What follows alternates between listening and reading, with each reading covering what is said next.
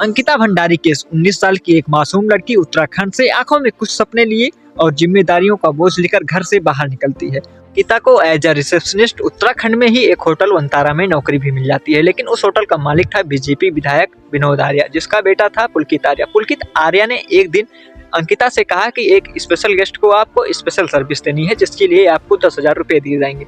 लेकिन अंकिता ने इस चीज से साफ इनकार कर दिया, जिसकी कीमत उसको अपनी जान देकर चुकानी पड़ी। पहले तो पुलकित आर्या ने अपने 3 दोस्तों के साथ मिलकर अंकिता का रेप किया और उसके बाद उसको किसी नहर में धक्का देकर मार दिया गया, जिसके बाद पुलिस जांच हुई। पुलिस जांच में पुलकित आर्या उसके 3 दोस्तों को उम्र कैद की सजा दी गई। रिजॉर्ट पर बुलडोजर चला, आरोपी को सजा हुई। सबने खुशियां मनाई कि सबको सजा मिल गई है, अब तो मामला खत्म।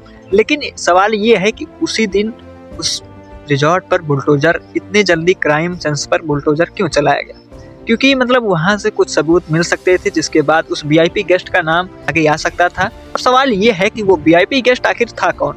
वो वीआईपी गेस्ट उत्तराखंड के ही बीजेपी की एक बड़ा चेहरा था, जो उत्तराखंड में बीजेपी का सर्वोसर्वा माना जाता है और जिसका नाम अब सामने आ रहा है, दुष्यंत कुमार करके कोई है। लेकिन जब ये रिकॉर्डिंग सामने आई, जो रिकॉर्डिंग ऑडियो वायरल हो रहा है इस समय, वो बीजेपी के ही एक विधायक हैं सुरेश कुमार राठौर, जिनकी पत्नी ने ये ऑडियो जारी किया है, जिसमें एक शख्स क्लियर बता रहा है कि वो जो वीआईपी गेस्ट था वो था दुष्यंत कुमार, जिसकी बात पहले हो चुकी है। मेरा सवाल ये है कि आखिर इस देश में सिर्फ बेटियों को, एक लड़कियों को सिर्फ एक ऑब्जेक्ट बनाया जा रहा है, सिर्फ एक ऑब्जेक्ट की तरह यूज किया जा रहा है, सिर्फ बेटी बचाओ बेटी पढ़ाओ कहने के लिए है, नारे देने के लिए है। सवाल ये है कि ये सरकार और ये सिस्टम आखिर कब तक हमारी बेटियों की इस तरह से इज्जत लूटता रहेगा और हम कब तक इस तरह से चुप रहते रहेंगे? आपसे मेरा बस एक ही निवेदन है, अगर आपके पास ये वीडियो पहुंची है तो वीडियो को ज़्यादा से ज़्यादा शेयर करिएगा, क्योंकि उत्तराखंड की उस बेटी अंकिता भंडारी को न्याय जरूर मिलना चाहिए और उस दरिंदे